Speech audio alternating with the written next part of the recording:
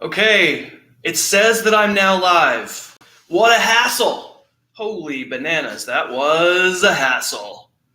Welcome to this live stream in which I dressed up for you as a fantasy analyst. I guess I just put on nice clothing. What can I say? We have 3 people in here. People are interested in fantasy football on Halloween, I guess. I don't know. I can't wait for the spooky themed bumpers they're going to have on the game tonight. That's going to be awesome. Michael says, Harris! And I say, Michael! Spencer says, sup. 9 a.m. Eastern says, hey, Harris. Kim says, nice hat, thank you. Carrie says, looking sharp, well, thank you. Michael says, yes! Yes. Andrew says, let's go! I like it. We're all very enthusiastic. Mo Dougie says, thanks for all the good work, because if I've learned anything about Mo Dougie over the years, it's that very laid back individual.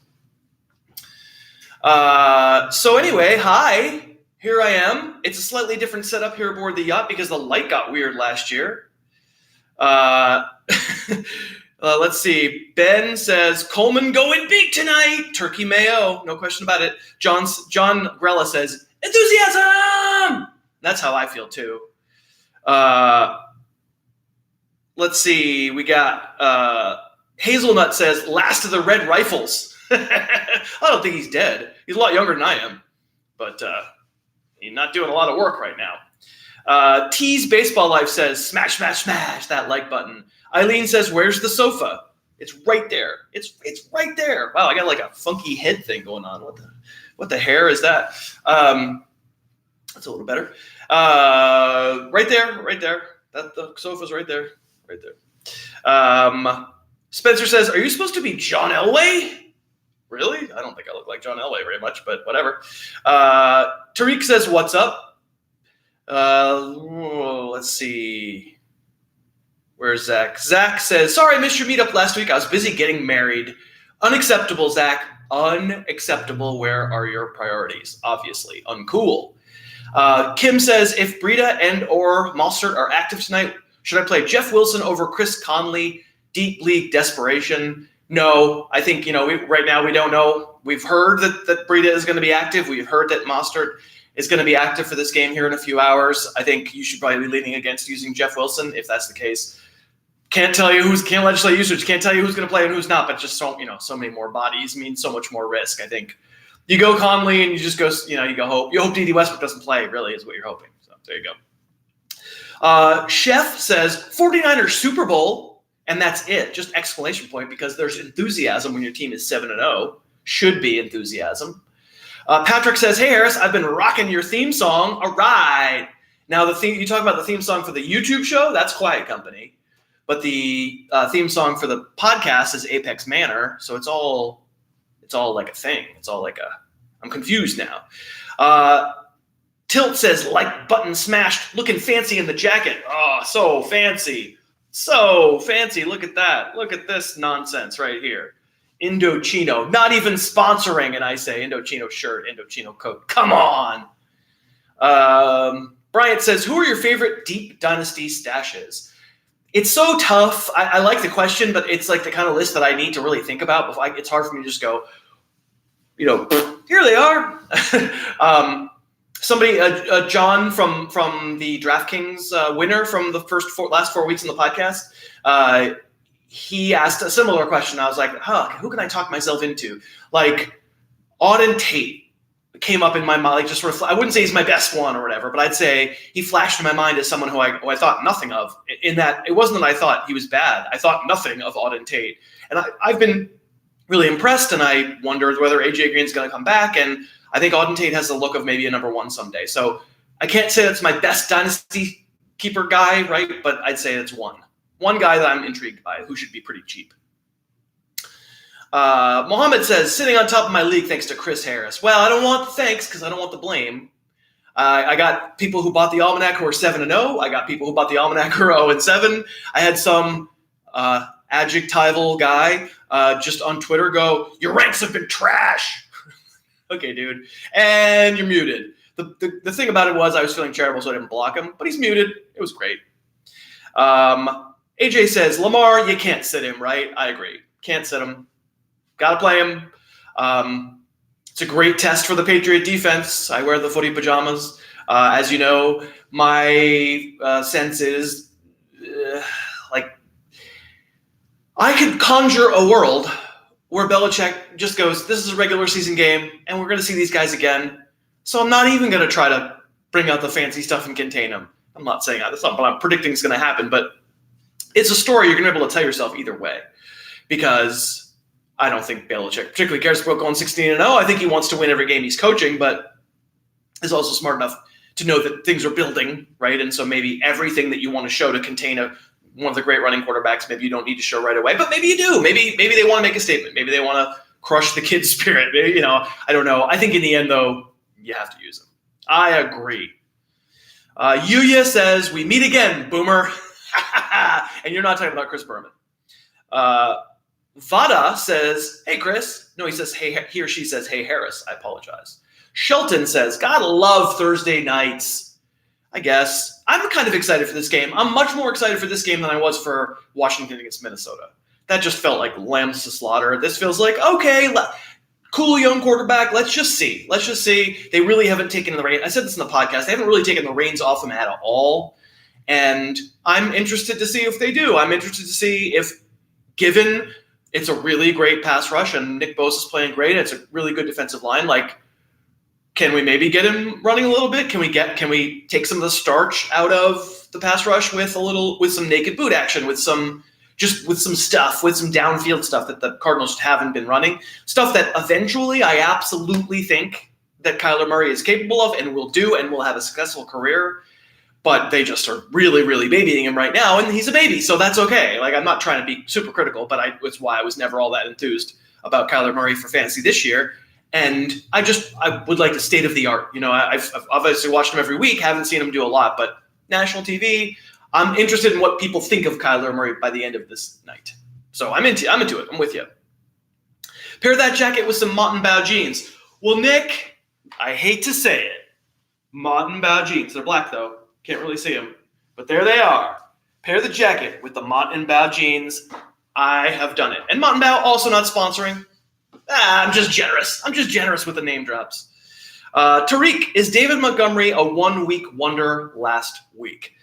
So I've done a ton of David Montgomery work. I talked about him on the podcast today, which I recommend you listen to a little bit. I talked about him as a potential flex and talked about that situation a bunch. Also on the YouTube show on Monday. I hope since you're here now, you checked out some film on Montgomery. Of course, I can't tell you who's a 1 week whatever, right? What I'll say to sort of summarize all of that would be certainly the workload was amazing. 50-something snaps for him. After the first quarter, it was almost entirely him and Tariq Cohen on the field with him a little bit, but really Montgomery was on the field a lot. The Bears ran 77 plays in that game. And I said on the podcast today, the most anyone has run this year was Houston against Kansas City, 83 plays. So that's not realistic. That's not going to happen against Philadelphia, right? So there's some diminishing there. There's huge risk. We don't know whether this kind of split where Montgomery winds up having a bigger share than he's had in the past is a permanent thing. It seemed to me that at the moment when Trubisky had been just terrible in the first quarter, especially in the first half, is really they came out in the second half and just ran. And maybe that's the new plan, and that would be great for Montgomery. He himself, I think he's good, but not great. We saw him get run down from behind. He doesn't have tons of lateral agility. He's good. He's a good power back. Maybe someday he's Mark Ingram. Maybe that could be the kind of player that he is. But tough run defense, Philadelphia. So I have Montgomery as a high-risk RB2, low-level RB2, like 21, 22 among running backs this week. You can see the ranks at harrisfootball.com. Any single position questions anybody has watching this, go to harrisfootball.com. Those ranks are better than I can do. I can't remember all 200 people that I ranked. I don't remember the order of everybody, but I do remember having talked about Montgomery. I think if you're thinking about him as a flex, you go, if I'm looking for reward, if I'm looking for boom potential, but willing to put up with bust potential in my flex, rock on. We're going to go with David Montgomery. If I'm more like, I'd rather just make sure I get something. Give me 13 points, please. I can't guarantee Montgomery's going to get you that. You might want to go with a safer receiver by comparison. White Rhino says, your content is next level, my dude. Well, thank you. Bro Joe says, what are your thoughts on Odell Beckham? And then I lost it. Hold, see if I can scroll back. It's not me being a boomer. I swear. It's not being. I look great for being a boomer, don't you think? I look fantastic for being a boomer. I'm not a boomer. Gen X all the way, baby.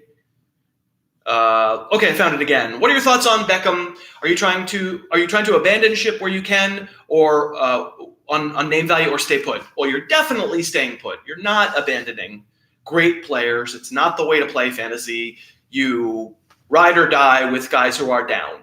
That's just the way you roll, because you're not going to get anything like fairness for him, and there's no one in the world who can tell you that Odell Beckham won't go crazy in the second half.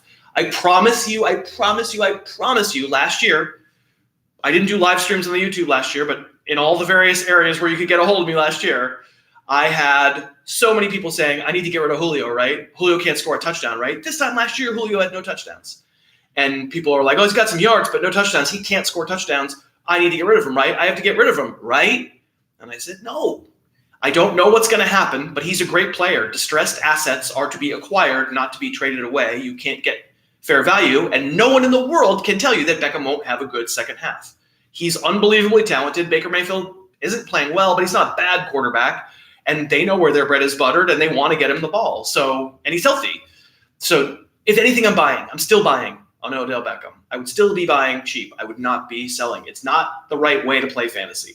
The right way to play fantasy is to acquire good players who are distressed assets, and sometimes it works out, and you're taking on risk, because obviously I don't know it's definitely going to happen, but the right way to play it from now and forever. More often than not, great players wind up producing eventually. We feel like this is an unbelievably long sample size. It's not that long of a sample size. It's 7 games, and he had a couple of good games in there, and it's been awful. I'm not trying to tell you it's been good, but I would buy. Let's see. 9 a.m. Eastern says, do you think the Niners or the Saints are more likely to come out of the NFC? I think the Saints. I'm gonna, so I think the Saints are maybe the best team overall, maybe even better than anybody in the AFC. But I have the Vikings ticket. I've talked about it here a lot. I have the Vikings card on BetDSI. More about them in a moment because they're sponsoring this live stream. But I have the whatever it was. I can't remember. 15-1 Vikings to get to the Super Bowl before the season started. I thought it was really too low. Or too long. The odds were too long. So I bought that. I bought the Patriots. And so do I think the Vikings are my pick? I don't know. I kind of, for money reasons, and now I'm kind of rooting for them a little bit. But I'll tell you, there's no question. Your quarterback is a concern with Minnesota. Everything else is pretty good. And I feel like lines up real well with New Orleans, to be honest. I mean, whose defense do I like more? I guess I like New Orleans more, if only because the top corner is playing better. Xavier Rhodes might be hurt. He's not playing great, but it's pretty close. Whose running back do I like better? I like them both a lot. Alvin Kamara not that healthy right now. I'm a little worried. Whose receivers do I like better? I'm pretty sure I like Minnesota because New Orleans doesn't have a second one. So the quarterback's big. So I think I probably don't put San Francisco even second in the conversation right now. And I know there are probably some Niner fans watching who are like, what else do we have to do? The Niners are playing great. I have concerns about the offense when they get hooked up against a defense that can stop the run, that can make them do something else, because they haven't really had to do anything else yet. I'm not going to say they haven't played anybody, because they have. But and the Seattle, they're going to play some good teams. They have Seattle coming. I don't know if Seattle's defense is great, but they're going to be able to prove themselves, and they could definitely prove this feeling wrong. But right now, I don't even know what. I think I'd go New Orleans as my likeliest, maybe Minnesota as my second likeliest, maybe San Francisco, Green Bay as my third likeliest, something like that. All right. Anyway, Andy says, is that a possum in your pocket? No, there's a reason that door is closed. He had a late night, the possum. So I'm going to have a little possum water vodka. This is vodka, obviously. That's good. So late night because the possum just got back from the distillery that he just bought. I may have erroneous. Did I say Florida last week? That was wrong. It's in Kentucky. and he is distilling vodka and other spirits in his new distillery that he bought in Kentucky. And late flight. I mean, obviously, always private plane, but man, I'll tell you what, that guy's burning the candle at both ends. He stayed out till 5 a.m. after he got back, and I'm a little worried about him. But that's the high flying life of a possum on the town and on the move and looking to break into the distillery. And I don't know what kind of connections he's got. Frankly, I'm a little worried about living with the guy because he got his financial backing for this distillery really quick. But I'll tell you what, the possum water vodka, it tastes real good. Let's answer some questions here. Tyler says, should I be hedging my bets when I apply mayonnaise to a pastrami sandwich? You definitely should. I'm a vegetarian. I'm not the right one to answer. Terry says, Hunter Henry or Jonnu Smith rest of the season? It's definitely Hunter Henry, Terry. AJ says, if you're John Elway, then don't give me your opinion on my quarterback situation. Okay. Shelton says, flex help, Stephon Diggs or Royce Freeman this week? I would be playing Diggs, definitely. Mass says, I pre-smashed the like button. That's kind of a good point. We haven't really done the smashing of the like button yet, so we're at 157 viewers right now. It's a modest amount. It's Thanksgiving. It's Thanksgiving. It's Halloween. I'm a boomer. I can't remember what day it is. It's Halloween. I understand there are fewer people watching, but I think still 158 viewers right now. How are we not like 120 likes at least? Why wouldn't everybody watching want to like? It just seems weird. So hit the like button. If you're on mobile, I think you close your chat. You'll see the like button, then you can reopen the chat. I think that's the way to go. So we're like 79 right now, or 85. We're pumping it up a little bit. We're pumping it up. 93, I like it. 93 is good. This helps us in terms of a search engine optimization. That's why we do it. You actually are helping the channel become a little more visible if you like right now. That would help. 103, I like that. That's pretty cool. I'm holding you hostage a little bit. 107, that was a very small jump. I'm very disappointed in that jump. 109, 120 is my goal here. I think we're looking for 120.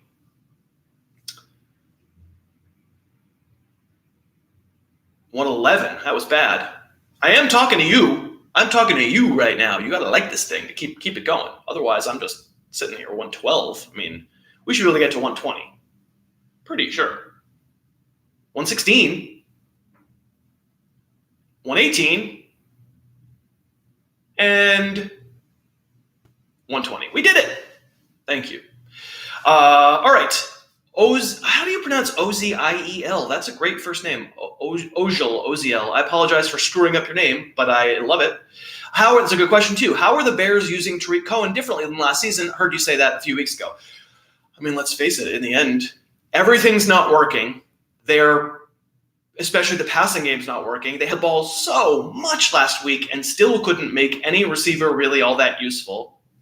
Allen Robinson started to pitch in towards the end, and Taylor Gabriel had one downfield. Like, there were a few here and there. The difference is they're just not throwing it to the running backs as much, and specifically to Tariq Cohen as much. And I would, that's a function of everything else not working. My feeling, if you have a quarterback who's struggling, all I would be thinking is, I'm going to run the James White playbook. I'm going to get that guy 10 targets a week. I want to get Mitch Trubisky's numbers looking good so he gets comfortable. I'm going to do a lot of misdirection stuff. I'm going to put – they do use both running backs in the field at the same time. But the simple answer to the question, which is a great question, is in a game where they had 77 offensive snaps, Tariq Cohen played like 18. That is really different. And so, I think that's how they're using – as far as how they're deploying him goes, they're just not – right? But when they are, it's about the same stuff, right? He's lining up in the slot some. He's lining up in the wide receiver some. He got a couple of carries in the first quarter, and they were like, oh, let's not do that. But yeah, it's been very frustrating. And it's partly because ancillary weapons in an offense that's this struggling are just not going to be worth a lot, unfortunately. Let's see. That was a funny one, but I can't read it out loud. Happy Halloween, says somebody. You need to do a meetup in Massachusetts, says Michael. I have done one. We did one once. It was like the first year, I think, of the podcast. It was organized by a listener. It was, I think I was driving on my way to my parents' house. It was like down the South Shore somewhere. It was fun. No, it might have been in Boston, actually. It was good. Close to Boston. Is the possum dressed up? Oh, that's a story. Ho! Is the possum dressed up? Well, he was. That's all I can tell you. I'm pretty sure I saw the costume. It needs dry cleaning, but the possum was dressed up in honor of the meetup that he couldn't go to this past weekend. We had a big meetup in Los Angeles, and 50 people show up. It's a great group of listeners. Loved it. Had so much fun. He, of course, was in Kentucky, probably partying, arranging financing. It's very sketchy. He showed up from his partying last night in a golden gopher costume. So it was the possum dressed up as a golden gopher because the bar that we had to meet up at was the golden gopher. And I took a lot of pictures, and I'll see if I can get him to agree to allow me to Instagram them. But he's real particular about his privacy. I don't know. So if you're asking a single position question, I see some of those. Just go to harrisfootball.com. You'll see my receiver ranks. You'll see my quarterback ranks. That'll tell you the answer. Bobby just has a question about Breida tonight in PPR. So in those ranks, I don't have Breida or Mostert ranked right now because obviously they've been questionable all week. There was a feeling that Breida probably wouldn't play. And certainly if Breida's going to play in a game in which he's questionable, I almost guarantee that at some point while we're watching tonight, he will look as though he's been shot and limp off the field, but then will somehow miraculously 5 minutes later be back in the game because he is the godfather of troll. It's a risky proposition. I like Tevin Coleman, the turkey mayo, a little more, but it would depend on what else you have. I'm going to imagine that if we get the word that both Breida and Mostert are active, Tevin Coleman's going to come down a little bit. I think I might have him 11 among running backs. He's going to be more likely mid to low teens. And then Breida probably pops in the mid-20s, late 20s, something like that. I got to think a little more about it, but that's probably about right. And I think what I'm trying to capture with Matt Breida would be the godfather of troll aspect of it, where I just don't know how healthy he is. I don't know how they're going to work him. There's multiple guys. There's a upside of them just going right back to those. Coleman and Breida are their two guys, and they use them interchangeably and a lot, and it's a good matchup against Arizona, and they just feast. That could happen. But of course, you know what the downside risk is. So I rather than say I know for sure that you and anyone else should play Matt Breida, my advice would be take a look at the rest of your lineup. How much risk do you think your lineup can deal with / needs? How much upside? Because there's upside there for sure, but it's great risk, and I just can't tell you. I don't know. No one's going to be able to tell you how they're going to deploy their running backs because it's a total mess with the injuries. It really is. All right, let's do a little spot here for BetDSI, who is sponsoring this live stream. So whenever BetDSI sponsors a live stream, I like to ask you the question, which is, what is the single line, the single point spread in the NFL that you like, and which side do you like the best for this weekend? It can be tonight's game if you want. I believe it's Niners -10 on the road, a lot of points. I'm actually on the Niners, although I don't feel great about it. I set the line at 11, so I don't feel great about it. But you type to me, and I will scroll down, and I will find your favorite point spread picks. And this is all by way of saying, when I play, I do play. I'm playing tonight. I play on betdsi.com. It's the place I've played for more than 4 years now. They've sponsored the podcast for as long as there's been a podcast. They're great. Many, many listeners to the show partake of BetDSI. What am I really recommending when I'm recommending a sports book is basically just like, does the website work?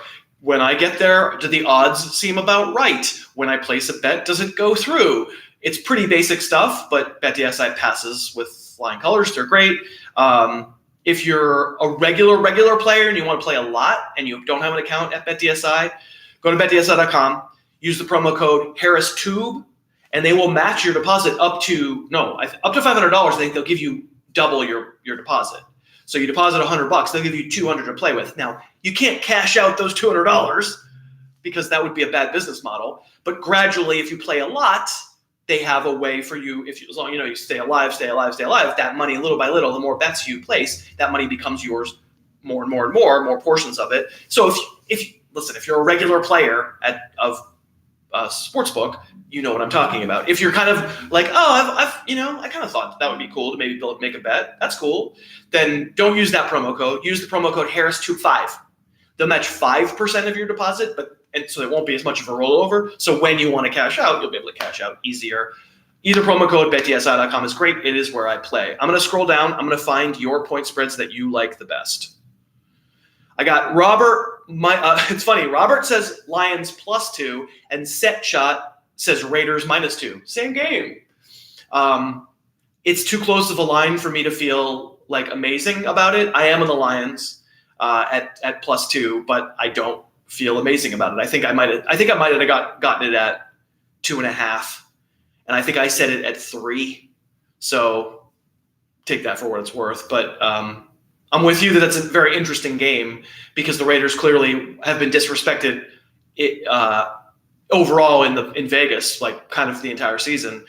I kind of feel like the Lions have too, though, and I felt like that giant line last week was easy money, and I was on the Lions, so that's interesting. Nick says, just bet the Colts against the spread, you'll be rich. They just find a way to win. They didn't cover last week, though. That was annoying. I was on them. If you bet them straight up, you're usually okay. But against the spread, they lost last week. I think this week on the road, they're -1 against Pittsburgh. I'm on the Colts. Again, it's a tight one that I don't feel awesome about. Adam says, no way the Bills win by 10. I'm sort of with you there. I gave a few picks on the podcast today, and I'm on Washington as well. It just feels so gross when you have to pick the bad team against a team who's maybe not great, but better. I'm with you. I'm on Washington there. I was on Miami. I was on Philadelphia. Now I'm going to be on Washington. And I don't dislike Buffalo. I just feel like Josh Allen maybe the market is treating him like a real quarterback a little more than I would. Cody says, are you on the yacht, bro? Of course I am. This is the yacht. It's a really nice yacht, but yes, I'm on the yacht, of course. Of course I am. Marco says, chill, bro. It wasn't me. Jeff says, should I trade Minka Kelly for Daisy Quiche? I don't know who Daisy Quiche is, so I have to say no since I haven't seen her play yet. Well, it was borderline, but no, yeah. Thoughts on Josh Gordon? Should I pick him back up, says Thaler. Of course, I have literally the exact same amount of information that you have on him, which is I don't know. I assume since the Patriots cut him off of IR, that meant he didn't want to be on IR and he didn't want to be on that team anymore, and they just agreed to let him go fend for himself, which would lead one to believe that he's going to play again somewhere, that the knee injury, the ankle injury, whatever it was, that he suffered on that interception return against the Giants that we all saw on national TV Thursday night a few weeks ago. That's probably not a season-ending injury. But of course, the variables are where is he going to sign? How good will he be picking up the playbook? How much will they really need him? Will the quarterback be good? And then he himself, I'm sorry, I know there are people out there who love next-gen stats that say, oh, he had 8.2 yards of separation the last time he played. All I know is not only do I watch every single game on film, but I think I watch the Patriot games very closely and live, and I'm very into them. And I have been very unimpressed with Josh Gordon basically since he's been a Patriot. Certainly this season, I just feel like he's slow. I just don't feel like he's got it anymore. He's not the same guy he was in 2012 or 13 or whatever that was. So I can't say for sure in your league whether or not he could wind up being useful because of all the variables I talked about. He lands in the right spot where they need a receiver, where maybe someone gets hurt. There's a chance. There's certainly a chance. I mean, even if I'm right and he's not the same speed demon that he was, isn't he better than Devontae Parker? Not that I want him to land with the Dolphins, but I'm just saying, like, if you're going to roster Devontae Parker, my God, yes, you could roster Josh Gordon. I just kind of don't want you to roster Devontae Parker. So again, I mean, it depends on your league, but those are my thoughts generally. Is that I really don't know much more than you know. Let's see, Yinka, how are you, Yinka?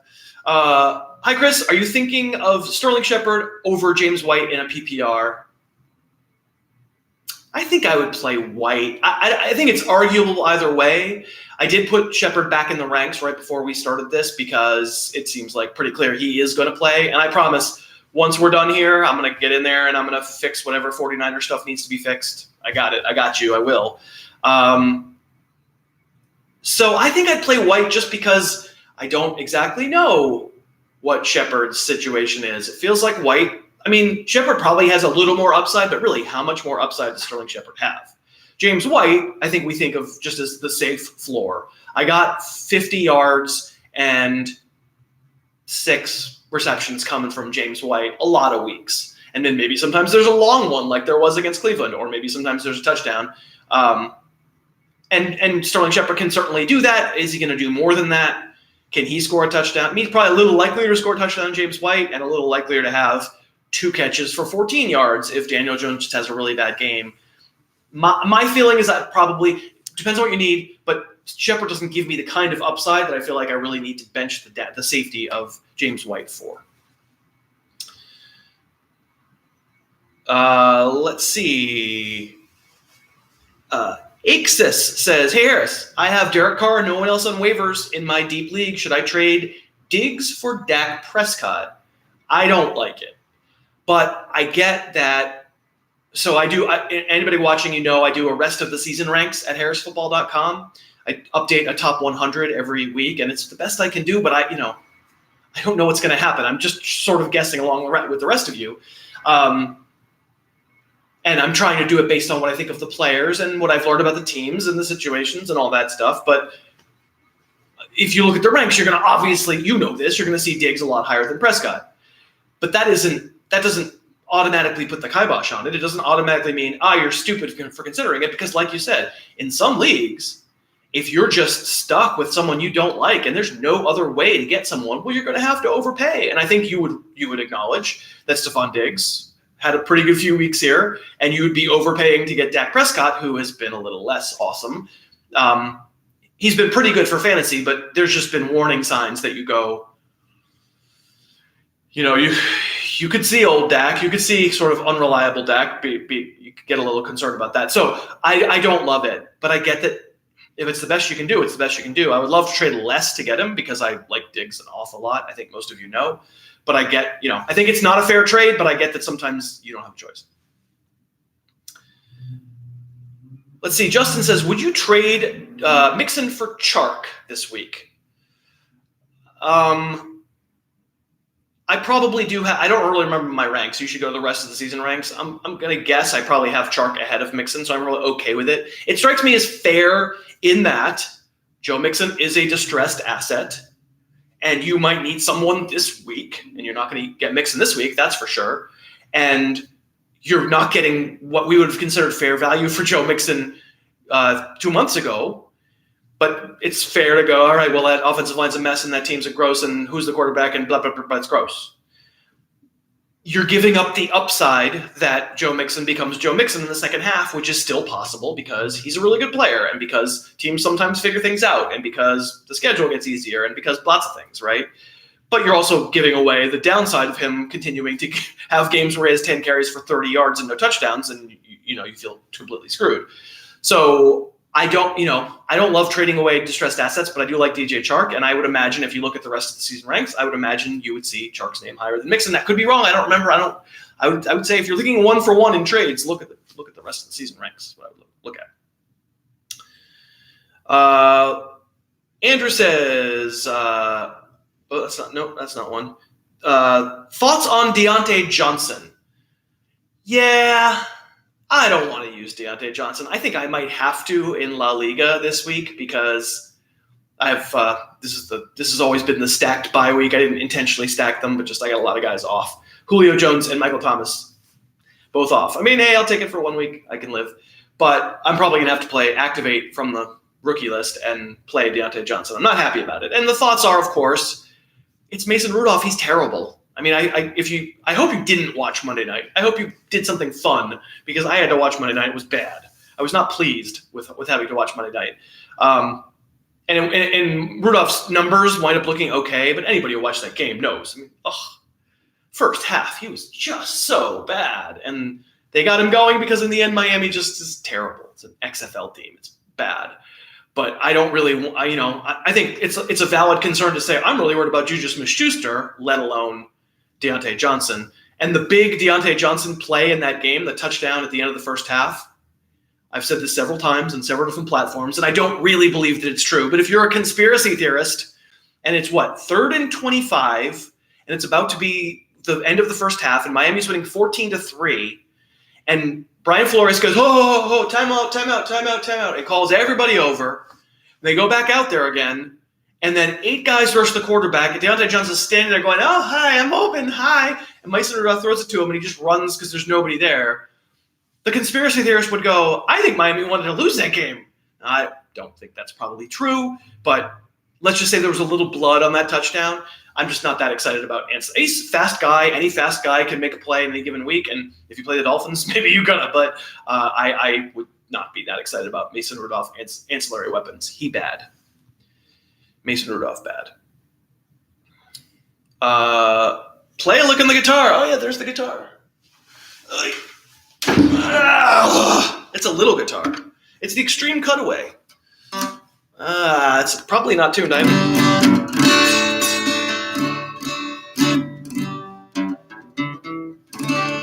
How about just Tom Petty? How about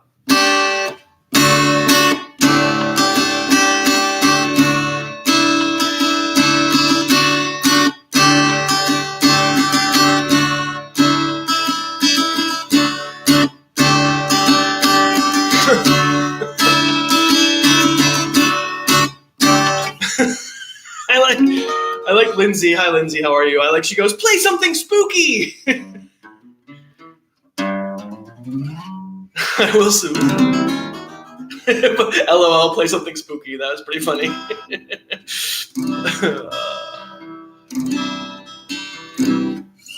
Let's see.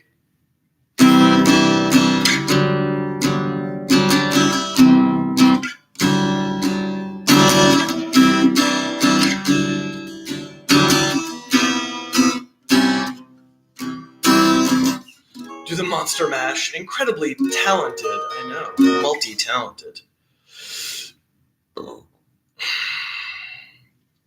Nanner says, why shouldn't I be concerned about Mark Ingram's usage and touchdown dependency? I feel like he is a high-end Carlos Hyde recently. I mean, this is always going to be the worry with the usage is fine. The problem is Lamar Jackson running, and that's a thing. That can be a problem for a running back on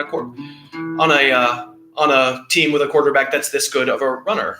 But in the first half of the year, you weren't asking that question, and I guess you could just say, well, they figured everything out and decided the offense needs to be built around Lamar Jackson running, and I'm afraid he's just a touchdown dependent doofus. You could say that now. You could say, since that's what I've seen for a couple of games since Ingram exploded, you could say that's the way it's always going to be. I tend to think that these things ebb and flow, and there'll be plenty of games where Ingram goes back to what he was like in September, and that he's just in a high-end situation, and he himself is a bulldozer, and I think he's going to continue to be great. But we totally can have varying opinions on it, no question about it. No question. Carrie says, a flex question, Fender or Les Paul rest of the season? This is a what is this? It's an Ibanez. It's like a 3/4 size little Ibanez. It's nice. It's fun to play. Jeff says, you're single?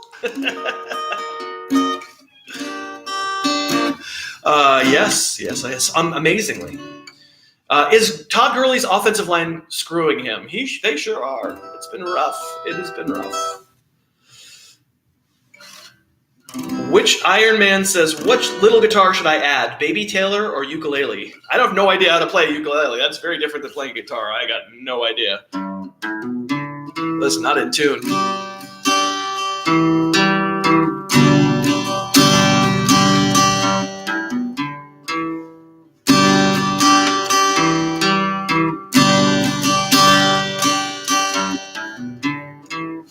I'll play this part.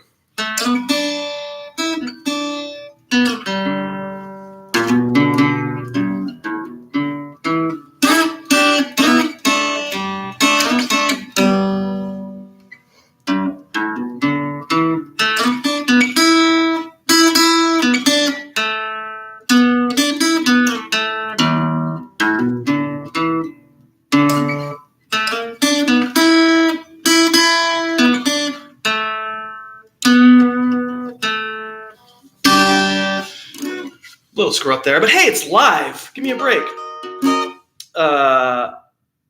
Let's see. Zepp has a higher ceiling, says Carrie.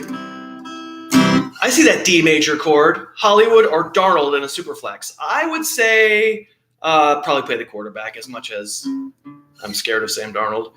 Is Gallup a reliable flex play this week? I mean, it depends on what else you have him up against. He's in that sort of mid-20 range for me among wide receivers. And, you know, it's not going to be safe because it's never safe. But, yeah, I think you're probably okay. You're probably okay as long as you're okay with some upside but some risk. He definitely has upside, Gallup.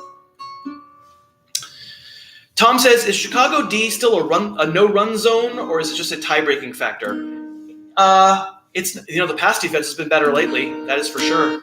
So I can imagine feeling like I'm not as scared of the Eagles running backs as I might otherwise be. I mean, I'm scared of them for their own reasons, right? That's probably the way.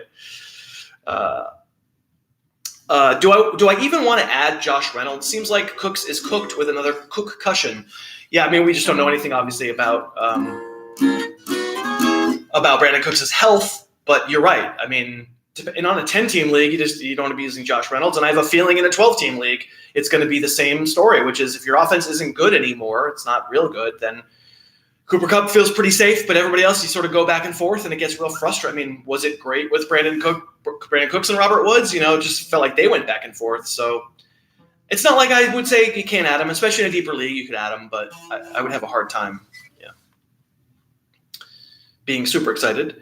Evan says, what about Christian Kirk tonight? I mean, the story with Christian Kirk is that he's tied to an offense that wants to go horizontal and not so vertical, and it makes all those receivers kind of frustrating. I mean, the Larry Fitzgerald excitement seems to have abated. The Kyler Murray excitement seems to have abated, but Christian Kirk's a good player and belongs, in the ranks. I probably have him, I can't remember, 30s, late 20s, something like that. There's it's just so tough. There's just such a giant – I mean, you know what I call them. It's just the melancholy, the infinite wide receiver three sadness. There's so many wide receivers who I can't tell you what their game plan's going to be. I can't tell you. They throw it to Damiere Byrd. They throw it to that Sherfield guy, Trent Sherfield. Christian Kirk is guaranteed no floor. None. Zero. He's not guaranteed anything.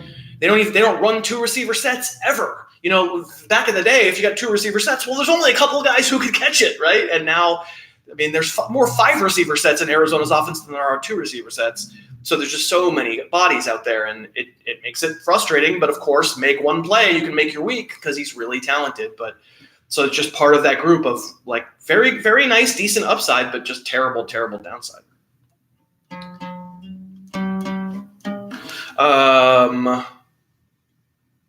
Let's see. What else do we got? What could you even trade Robert Woods for at this point? Yeah, but this is the point. We don't want to sell good players who we know have been really good in the past and we've seen play well. We don't want to trade those guys away. We have to sort of just live with it, unless we're in 10-team leagues, because you're not going to get fair value, and there's a very, very non-zero chance that they're going to bounce back. So the answer is you wouldn't get anything good for Robert Woods, so don't trade him. You don't have to start him. You can leave him on your – this week you probably shouldn't start him, but, I would say leave him on your bench. All right, let me do one more spot for BetDSI. I want to hear from new people. There are 183 people watching right now. Some of them are wondering, why is that guy holding a guitar? I got asked. This is Halloween. This is not me. I don't know any Halloween songs. But BetDSI played this on the podcast.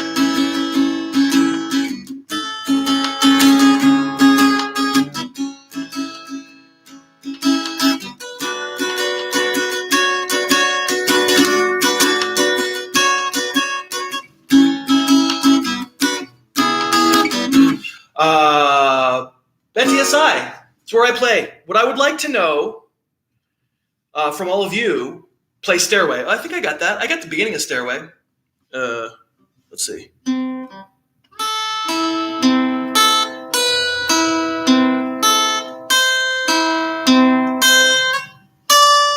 That's all I got.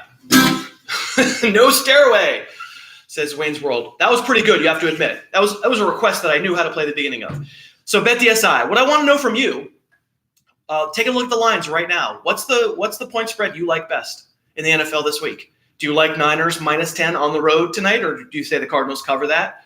Do you like, what did we talk about before? Lions +2 at Oakland? Who's the better team? It's interesting. I'm not sure. Tell me what your favorite point spread is for this week. I think mine is probably Seattle again, and I've been right mostly with Seattle. Seattle -5.5 against Tampa. I just don't think that big number is nearly big enough. It's so much less than I would think it should be that I almost think I'm crazy and I should go the other way, but I'm going to play Seattle. That's probably a double play for me. BetDSI is where I play. If you've been looking for a place to play the games, betdsi.com. We have 2 promo codes for you. One of them is Harris Tube. If you're sort of a regular player, you're going to play like 10 games a week, go to Harris Tube when you sign up at betdsi.com, because they'll double your deposit. They'll give you put in 100, they'll give you 200 to play with. Now you can't cash it all out at once. There's like a rollover effect. If you're a regular player, you know what I mean. If you're just like, that sounds interesting, I'm going to be watching anyway, cool. It might be fun to put $5 on a game, which is, I put $5 and $10 on games, so I'm not a big gambler. Then use the promo code HarrisTube5, because then they'll give 5% deposit matching, but the requirements for cash out are much less stringent. So betdsi.com, I'm looking. I want to see Freebird. I don't know that one. Cleveland +1, says Derek. Very interesting. Very interesting. I think is it 1? I'm not sure if it's 1. I think I got it at, no, it's Denver 3.5. It's Cleveland 3.5. I have Denver +3.5. If it had been 1, I'd have been whacked out. Cleveland is favored in that game, Derek. So that's. Jets -3 against the Dolphins. That is what it is, and I'm on the Dolphins. But I thought it should have been -2, so I can't disagree with you too much. Make your own mixtape for the show. Show off those karaoke skills, says Shelton. The very first mixtape was me playing La Bamba. Do I still remember how to play La Bamba?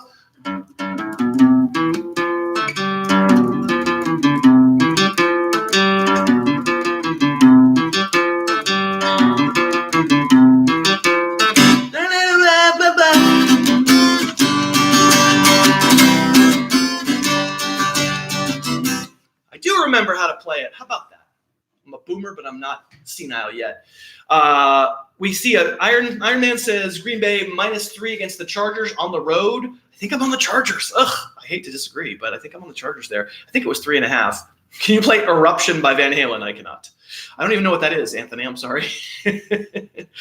Robert says Seattle likes to pick their butt once they get a big lead and let teams hang around even if they're in control. That was a little annoying last week. I liked the 24-0 lead, and I got a little worried. I'd Seattle -6.5, but it, yeah. You don't know Freebird. I mean, I know what Freebird is. Obviously, I don't know how to play it. I'd rather have Jay Cutler, says Carrie. That is true. Ian says good enough. Sterling Shepard returns to New York. New York +7. Yeah, okay. Steelers to cover. Okay, maybe. Would you stash Antonio Brown or Gronk? I don't know what's going to happen. Gronk, no. Gronk's not coming back. Gronk looks like the Gronk who escaped from another Gronk. He's like 50 pounds lighter. Antonio Brown, I just don't know what's going to happen. There's still some teams that are really deep that he's sitting there on my bench because there's no one good. I mean, what am I going to add? Nothing. There's nothing good. I can add Trent Sherfield. But obviously the very, very strong possibility is that they're not going to play.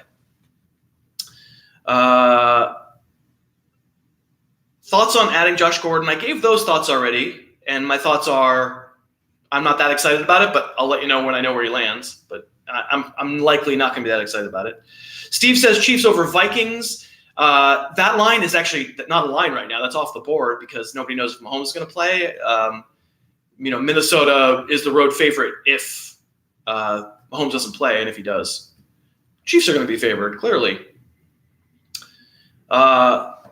Everybody hit the like button. I agree with that. We're at 148 likes. We have 181 people watching. Does that mean the remaining 35 of you hate this and are still watching? That seems wrong.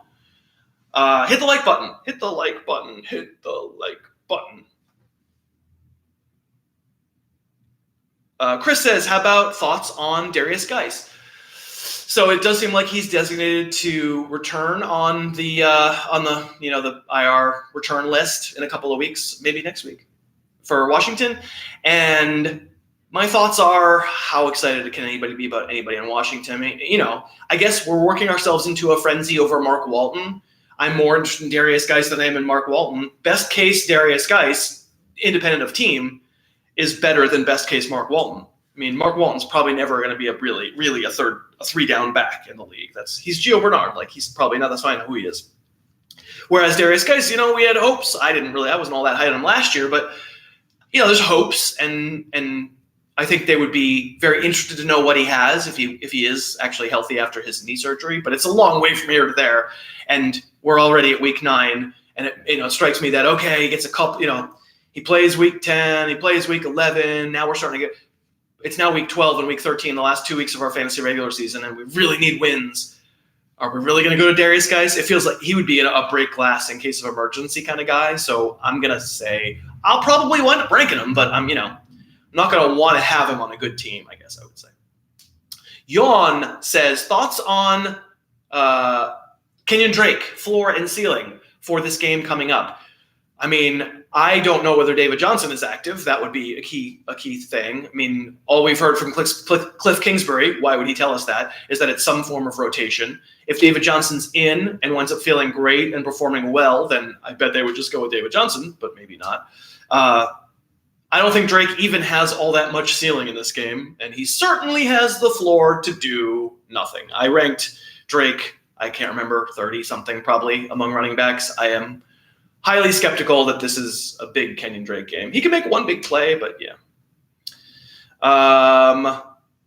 Hilton, is he okay to start? I don't know. It's a good question. We're going to find out. We'll all find out together. Nobody who does this for a living, who claims to have injury analysis expert or whatever, they're breaking down tape on an injury. They're reading people's lips and saying, he said clavicle. None of those people know any more than you do or I do, because the teams are not going to tell us the truth. We'll all find out together. I promise that in the ranks at harrisfootball.com, if Hilton winds up looking like he's not going to play, I promise I will take him off the list. How early do you start preparing for the playoffs if you're leading the league? Now is fine if you're in a kind of a keeper league where there becomes an arms race at the end of the season, and you have a prospect or a draft choice that you can trade to get someone who's coveted in both La Liga and Large, 2 leagues that I talk about a lot on the podcast. They're both, one of them is a keeper league, one of them is like a crazy intense dynasty league, and I'm very good in La Liga. I probably have the close to the best team, one of the best teams. And in Large, I've won 5 straight. I don't know how great the team is, but in both of those leagues, because they're keeper situations, I have made trades. I got Michael Thomas in one of them, giving up some future stuff. I just got George Kittle in Large, giving up a future draft pick. Now is fine in that kind of situation. I don't know how you really prepare for the playoffs in a redraft league, because nobody really has a lot of incentive to, future, to give you something for nothing. But it's fine. It's fine to say, I've got a lot of wide receiver depth, and once the bye weeks are going to be over anyway, I'm not going to need it. Here's somebody who's really hurting for wide receivers. Is anybody really hurting for wide receivers? There's so many damn wide receivers. But running backs, let's say, it's fine to start exploring now. I kind of think, quote unquote, preparing for the playoffs. God knows, I go on other people's shows and I hear them already talk about, well, that week 15 matchup, I love it. I mean, it's just nonsense. We don't know what these teams are going to be in week 15. It's 6 weeks from now. You have no idea. I feel like I have a pretty good sense of what the teams are now. And next week, I feel like I've got, mostly a good sense. And then week 11, it's like, everybody could get hurt by then. Everything can change. Stuff changes in the NFL so much. Week 12? Come on. We have no idea. Week 13? Planning schedules 6 weeks in advance is just lunacy, ludicrous. Truthfully, I don't know how in a redraft league what you can really do. Hope your guys stay healthy. Mostly, I think that's kind of it. Let's see. If you're asking a running back or a running back question, then I would prefer you look at the ranks because I don't really remember my ranks. Or if you're like quarterback, wide receiver, going over to harrisfootball.com. You should make a habit of going there because that's where I put my ranks all the time. harrisfootball.com. You discussed ponies for a horse, says Dustin. Can you give me a range of ponies to pair with Josh Jacobs for Zeke Elliott? Okay, so the answer to your question is no, but the reason is because you should be able to do it yourself because you know what's on your roster. What you want to be doing is giving up a player who's non-essential because you're upgrading a running back, and so just the least amount of receiver that you can give to get that deal. You don't need me to tell you that. Go to the dude or the lady who has Zeke and say, I'll give you Josh Jacobs and my worst receiver, and then have them go, ha, ha, ha, no way. And then you go, okay, how about my second worst receiver? And they'll go, ha, ha, ha, no way. And then you'll go, what about my third receiver? Who cares what I say as a result? You want to get the best deal you can get. And on the top end, you have to make the decision on how painful it would be to give up a very good receiver along with Jacobs to get Elliott. And I can't tell you that because you know your team and your league better than I can, how much you can withstand the pain, right? Unfortunately, that's the kind of, people are, I guess a lot, like, can you give me a range of blah, blah, blah? Who should I get if I trade blah, blah, blah? Who should I try to get with blah, blah, blah? And my answer is always check out the rest of the season ranks, but mostly what will the market bear in your league is kind of what I want you to focus on. When is the boat tour, says Jaws. And the boat tour, there it is. This is much more of the yacht than you've seen typically, right? You want me to walk around? I mean, it's a big yacht. It's a huge yacht. It would take a long time. I don't think it's a good idea. Do you think Corey Davis could break out with Ryan Tannehill? Listen to the podcast is what I would suggest. The answer would be no. Who did you give up for Michael Thomas in La Liga? It was a cheap career basically for Anthony Miller, which is valuable in that league. He hasn't been much, but in that league, Michael Thomas is unkeepable. He's been franchised. He's a complete rental. I have to throw him back at the end of the year. And then I gave him one more year of a very cost-controlled Will Fuller, and I think that's pretty much it. There were some other pieces, but he's out of it. So he's sort of building his receiver depth. He gets cost-controlled Anthony Miller for 7 years or something, and I think, in that kind of a league where you have guys for long periods of time, Anthony Miller hasn't lost all his value. This year, it's obviously awful, but 5 years from now, Mitch Trubisky's not the quarterback, and Anthony Miller could be really good. And then Will Fuller for very cheap for a year, cost controlled. In that league, it's probably that gets you a star, as a rental. I hope someone dresses up. Shelton says, I hope someone dresses up as the possum for Halloween. So anyone tuning in late, the possum dressed up as the golden gopher for Halloween and then proceeded to soil himself, but that's another story.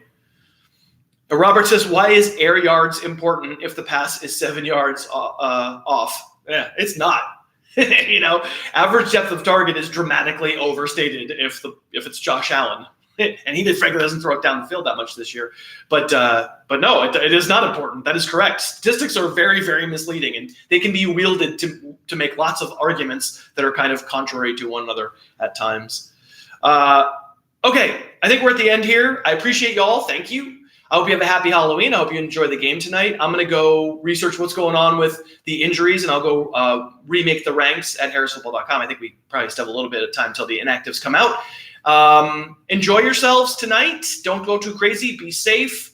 I will be here practicing guitar because it's obvious from hearing. I didn't hear a lot of comments, which makes me think you thought, oh, damn, he was okay. We expected he was going to be really bad. No. Turned out I was okay. Not great. I was okay. I'll be practicing guitar. I'm going to do a YouTube show late tonight. That'll be posted tomorrow morning. And, of course, Cousin Josh on the podcast on Friday. Thanks for being here. Thank you very much. And we'll see you soon. Bye.